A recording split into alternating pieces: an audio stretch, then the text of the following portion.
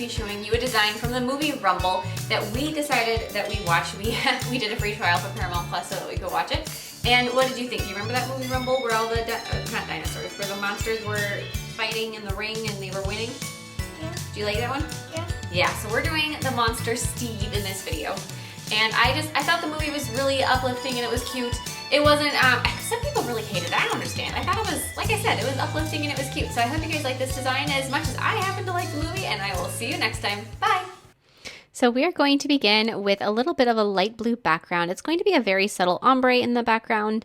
That's kind of up to you if you want to do it, or you don't have to. I don't think it was necessary, but I like doing ombres, so there we have it. So I'm going to take a darker shade of blue and just gently blend it from the top going down. And then encapsulate the nail to make sure it is nice and strong. After that nail has been encapsulated, you will need to file it into shape. I personally like to use an e-file. However you like to file is your preference, and go for it. Make sure the nail is nice and smooth.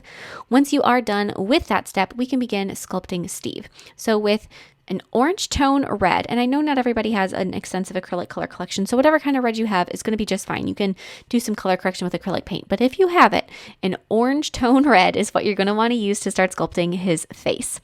And with Steve, so just a little background on Steve. He is kind of the underdog in the movie and sort of the one that you're rooting for. Really friendly guy, just, you know, a really big monster. And I guess part of what I really liked about the movie is that I just love all of the creativity with the monsters. There were just some really cool things. The protagonist, the bad guy in the movie, is this guy named Tentacular, and all of his tentacles wrap up and end up looking like arms. And I just thought some of those details were so cool. And from an artist perspective, I found it really interesting and really just kind of ingenuitive. So if you are somebody that's into animation from, like I said, an art perspective, just kind of fun to watch. Even if, you know, wrestling isn't your cup of tea, which isn't mine. I am definitely not somebody that goes out and watches like WWE. You wouldn't find me doing that. But I did find that this movie was still really entertaining. We're going to take a lighter shade of kind of either like a pale yellow would be fine, or an off-white, and sculpt his lip, chin, mouth area. Use the tip of your brush to carve in his mouth and carve in like the little smile lines right on the corners of his mouth. Sort of blend that color up so it's not a harsh line between the red and the off-white color. Add a little bit more right to the bridge of his nose. Just go through and add these details. There are so many cool characters from this movie that you could sculpt if you wanted to. And the main reason why we watch this movie, because usually, like I said, WWE isn't really my cup of tea, is that back when the movie Raya came out, we went to Raya in the theater, and Melody just cracked up at the Rumble previews, and it didn't come out for quite a while, almost a year after Raya did. And so when it did finally come out and she watched it, she remembered the preview and she just thought the whole idea was hilarious. Mainly the fact that Steve, this particular monster, is a dancer and he loves to dance. And she thought that was just the funniest thing ever. So anywho, we're going to keep sculpting our Steve. We're going to sculpt his eyes with white. I'm going to take a color that is sort of not like a bright orange, more of a neutral orange, kind of a pumpkin-y, shimmery type of orange. And we're going to be adding just a little bit more of a blend between like the places where his eyebrows are, and just add some highlights to it. I'm going to use that oranger color as his eyelids actually, just so that it kind of brightens them up a little bit. That particular color that I'm using isn't very different from the background color, very similar, and I will put both of the color names below, but it does give it just a little bit of shimmer to it, so it does bring it out and it does give it a highlight. With a brown, I'm going to be adding his eyebrows. And then I'm just going to go through and, you know, add any details to his face that I feel like I need to. The biggest thing left we're going to need to add is his nose. I'm going to take a little bit of that brown and kind of extend the bridge of his nose going down. So you add a lighter color going up and a darker color coming down. We also are going to be adding all of his spikes that are on his face. So there's some that kind of go like from the middle of his forehead going down. To me, that reminds me of an iguana. That's just what I think of when I see those particular types of spikes. But then right along the side of his face, sort of in like the gill department, if he was somebody that's going to have gills, he's also got some spikes. So eventually you're going to want to add those. With the brown, add his nose. Sort of pat it out into a nice, almost like an upside down Hershey's Kiss type of a shape. And then you're going to take a tweezers, is what I found that was the right shape, and just press in for his nostrils while that acrylic is still a little bit pliable. Doesn't take too much. We're going to be adding a single tooth sticking up from his lip, so that will be with white acrylic. If you don't have an off-white color of acrylic, after you sculpt that first area, before you sculpt the tooth, take something like a brown and just wash over it so it's not quite as white, so that when you go through and you sculpt the tooth, there's a contrast between like his lips and that tooth. On nail form backing with a darker shade of brown than you might have been using before, if you happen to have it, you're going to be sculpting the two horns that he has coming out the side of his head. They are a sort of a ram style horn, as far as if you want to compare it to some kind of animal, which I can't help myself from doing. And then after you have those sculpted, you can glue them to the side of his head, put a little bit of nail glue on your nail form backing using your nail form backing like a palette, dip the horn into the glue, and then press it onto the head. That way you won't end up with too much glue that will pool and mess up your design. Going through with more of your brown, you can fill out those horns so they're a little bit rounder. After you have a little bit of that color on there, take the tip of your brush and sort of just draw lines through it to give it a little bit of texture. And then you're also going to want to take either clear acrylic or brown acrylic and add some more to the underside of your horn to really secure it in place so it's not too delicate.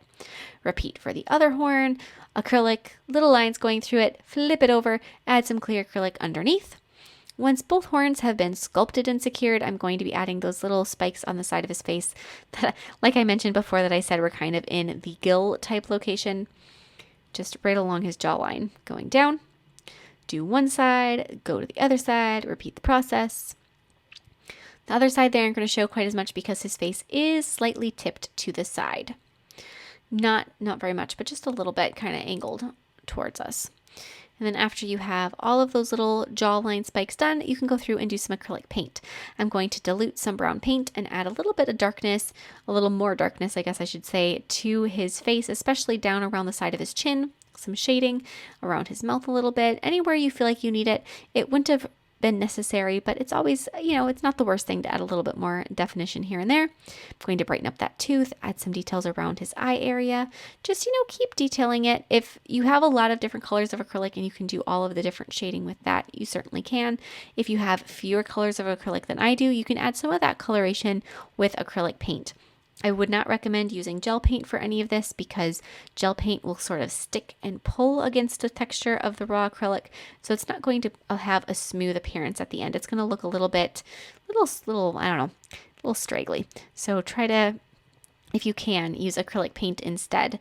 And I know that there are some nail specific acrylic paints out there. I don't find those are necessary. If you have just some regular old craft paint, that is perfectly fine. Use some bright red color to add a little bit of texture, almost like a scale-like dotted pattern on his forehead and on his neck. Add some details to his eyes, red for the iris, black for the pupil. Do some outlining on his eyes, a little bit of outlining in his mouth. Don't have to overdo that. Don't overdo the black outlining in general. This is a new movie, meaning that outlines are at a minimum. And so you don't want to ruin the styling, I guess, of it. You want to try to keep it true to form if you can. And then once you are pretty much done with all of your painting on Steve, then we're going to be adding it's a WMW, that is the World Monster Wrestling logo above him. If you don't want to add that, you can skip it. Otherwise, if you want to put it on a different nail, you can. If you want it all together, obviously that is an option, the way I did it. But if you just wanted to make it so that not the entire design wasn't necessarily on one nail, you could split things up. So we're first going to take a blue paint that's darker than the blues on the nail, and we're going to paint an M in the middle and then a W on either side of it. And then with white paint, you're going to fill in the majority of those letters, leaving just a thin, darker blue outline. When you are doing this, some of it, especially if it's sort of tucked right up along the cuticle line on the edges of the letters, especially the corners of the W's, might get a little bit cut off, and that is just fine. Don't worry about it. But when you're doing this lettering, take your time. Make sure that you start with the middle letter in the middle of the nail. Start with the M and then kind of work your way outwards. That'll just help you make sure that everything is nice and balanced. And when you're painting anything like this, especially if you want straight lines, always pull your brush towards your hand. So if you want to do something the other direction, you can see I move my hand to the other side of the nail. Then go back to your blue paint and add a very skinny little line in the very center of each of those white lines. Apply some gel sealer over that background, cure it, apply some matte top coat over Steve, and this nail is done. If anybody else has watched Rumble, I'd love to hear your opinions. Like I said, it's kind of one of those that's a love it or hate it sort of deal. I always get distracted with any animated film and I look at the art basis of it and I get kind of, I don't know, The story's almost secondary. I love looking at the art elements of everything and trying to decide if I should stick it on a nail, obviously. I hope you guys like this design, and I will see you next time. Bye!